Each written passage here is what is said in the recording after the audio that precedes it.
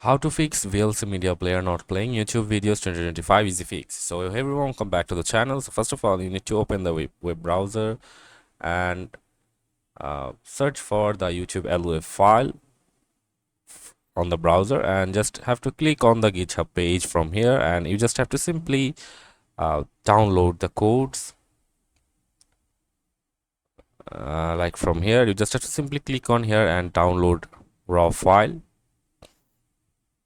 And the download has been completed, and after that you just have to simply open the file explorer, and here as you can see this PC, then local disk C, program files, video LAN, and the VLC. And after that you can see a option called LUA. You just have to simply click on here and click on the playlist from here, and you just have to simply click on the utep.luac, and you just have to simply delete it and copy the downloaded file you have just downloaded. You just have to simply click on copy and paste it on here.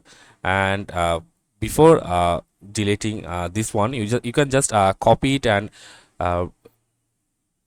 keep it as a backup, and then after pasting it, you can also just go to your local disk and access through your program files x86, and then you can go to the VLC and do the same stuff. So after that you just have to simply search for VLC